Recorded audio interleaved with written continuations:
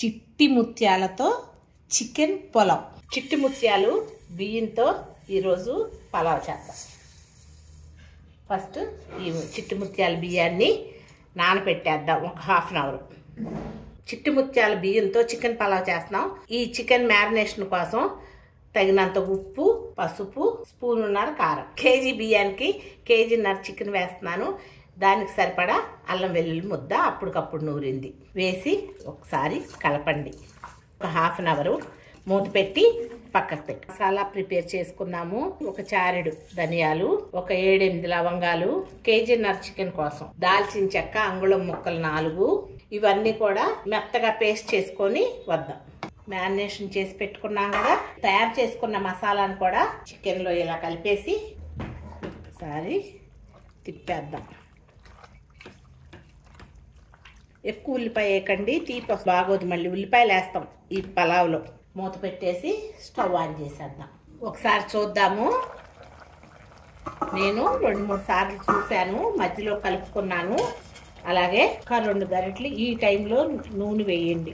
నీరంతా ఎగిరిపోవాలి, ఈ నూనెలో ఏగినట్టు అయిపోవాలి, లైట్గా నీరు పోయేటట్టు. మూత తీసే పెట్టండి. ఇంకా ఒకసారి తిప్పేద్దాము. హై మీద పెట్టండి, దగ్గర ఉండండి అమ్మ, లేకపోతే మాడిపోతుంది. చూడండి అమ్మ, ఇది ఇట్లా పక్కకు పెట్టుకోండి. మనం నూనె వేసుకున్నాం కదా, ఇప్పుడు నీరంతా ఎగిరిపోయేటట్టుగా దగ్గర ఉండండి పక్కనే. పలావ్ కోసం పొయ్యి మీద గిన్నె పెట్టుకుందాం. చిట్టి ముత్యాలతో చికెన్ పలావ్కి ఎండుమిరపకాయలు వేయండి, 7-8. మీరు తీసుకున్న రైస్ను బట్టి. వెల్లుల్లి, కొంతమందికి షాజీరా ఇష్టం, కొంతమంది జీలకర్ర వేసుకుంటారు. నేను షాజీరా వేస్తున్నా. మీ టేస్ట్ని బట్టి వేసుకోండి అమ్మ. చిన్న ఉల్లిపాయలు ఒక 7-8 వేసుకోండి. అలాగే పచ్చిమిర్చి, కరివేపాకు కూడా వేయండి.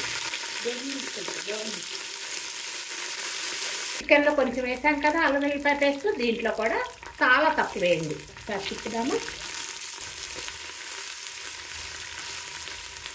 చూడండి వేగిపోయినాయి. ఇప్పుడు నానబెట్టుకొని వడకట్టుకున్న ఈ చిట్టి ముత్యాల రైస్ని వేసేయండి. సిమ్ మీద పెట్టండి. ఇలా ఒక్కసారి అలా వేయించి మగ్గనివ్వండి. ఈ లోపల పక్క పొయ్యి మీద నీళ్లు పెట్టుకున్నాం. చూడండి ఇలా నూనె బయటకు వచ్చేయాలి. ఇలా వచ్చే వరకు ఈ కూరని వండేసి. ఇది రాజ్యలక్ష్మి ఆంటీ అని ఒక ఆంటీ రెసిపీ నా ఫ్రెండ్ పద్మజ చేసింది. ఈ పౌడరు ఒకసారి ఈ రెసిపీ మీకు కూడా చూపిస్తాను. ఈ గరం మసాలాని వేసి ఒకసారి తిప్పండి. ఇలా తిప్పి హై మీద పెట్టి ఈ చికెన్ కూడా కలిపేయండి. ఒక్కసారి తిప్పుదాము. హై మీద పెట్టి ఉంచండి. అలాగే పుదీనా కూడా వేసేసుకోండి. ఒక బియ్యం పోసాం కదమ్మా, పెద్ద లోటాతో 1.5 నీళ్లు పోసేద్దాం. నీళ్లు పోసేద్దాము గిన్నెలో. ఒకసారి ఇలా తిప్పేసుకొని ఇలా రైస్లో పోసేయండి. ఒక్కసారి తిప్పండి. ఈ టైంలోనే ఉప్పు చూసుకోండి. మసాలా కూడా ఇంకొకసారి చూడండి అమ్మ, నాకు తక్కువైంది అందుకని మళ్ళీ వేస్తున్నా మసాలా. ఇంకొక హాఫ్ స్పూన్. అలాగే సరిపడా ఉప్పు చూసిన తర్వాత వేసుకోండి. ఇంకొకసారి ఉప్పు కారాలు టేస్ట్ చూసుకోండి. కమ్మదనం కోసం కొంచెం నెయ్యి వేయండి. ఒకసారి తిప్పండి. తిప్పమన్నానని కలాపెలా తిప్పకండి అమ్మ. ఎక్కువ నీరు పోసినా, ఎక్కువసేపు నానబెట్టినా కూడా బియ్యం మెత్తబడిపోతుంది. మీరు 2-3 అవర్స్ నానబెడితే మాత్రం బియ్యం ఒకటే పోయండి నీరు. బియ్యం నానే కొందికి అన్నం శుద్ధగా అయిపోతుంది. నీరు తక్కువ పోసుకోవాలి. మూత పెట్టేసి సిమ్ మీద పెట్టాము. ఈ హోల్ని క్లోజ్ చేద్దాం. ఒక చిన్న టిష్యూతో ఒక బట్ట కప్పేసేయండి.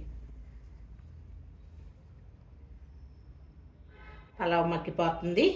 తర్వాత చూద్దాం. ఒకసారి చూద్దాము.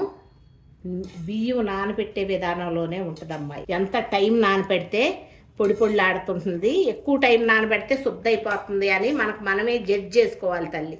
నాకు కూడా ఒక్కొక్కసారి అట్లాగా అయిపోతుంది. అందుకని టైం చూసి నానబెడతాను. ఏనమ్మా చూడండి, ఈ చిట్టి ముత్యాల రైసు ఒక్కొక్క రైసు కూడా విరగకుండా ఇలా ఉన్నాయి. ఎలా ఉంది మరి? మీకు నచ్చిందా? ఒకసారి చేసి చూసుకోండి. నచ్చితే కనుక ఎలా ఉందో కామెంట్ చేయండి తల్లి. ఈ చిట్టి ముత్యాలు మధ్యలో ఉల్లిపాయలు ఇలా వేస్తే టేస్ట్ చాలా బాగుంటుంది. ఒకసారి మీరు కూడా ట్రై చేసి చూడండి అమ్మా. పొడి పొడిలాడుతూ ఉండాలి. చూసి నీరు పోసుకోండి, లేకపోతే శుద్ధ అయిపోతుంది.